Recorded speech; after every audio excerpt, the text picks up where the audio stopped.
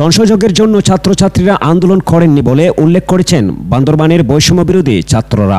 ৮ August বৃহস্পতিবার বিকেল ৪টায় বান্দরবান শহরের প্রেস ক্লাবের সামনে আয়োজিত বৈষম্য বিরোধী ছাত্র জনতার সমাবেশে এই কথা বলেন। এই সময় উপস্থিত বক্তারা বলেন, ফ্যাসিবাদ ও কোটার নামে ছাত্রছাত্রীরা যে বৈষম্য শিকার হয়েছে সেই বৈষম্য থেকে মুক্তি পেতে ছাত্রছাত্রীরা আন্দোলন করেছিল।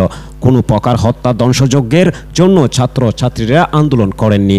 যারা দেশের বর্তমান পরিস্থিতির সুযোগ নিয়ে বান্দরবান সহ সারা দেশে হামলা, হত্যা, লুটপাট, ডাকাতি, ভাঙচুর, অগ্নিসংযোগ করেছে তাদের প্রতিহত করুন এবং গণতান্ত্রিক রূপান্তরের জন্য আওয়াজ তুলুন।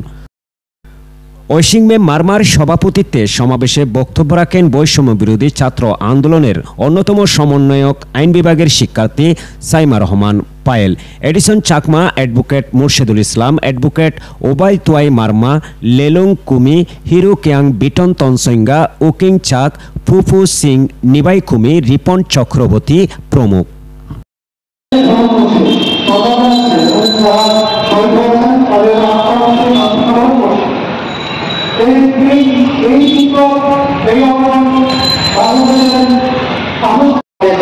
যে সমস্যা হয়েছিল সেই সমস্যা দ্রুত সমাধান হয় আমরা যেন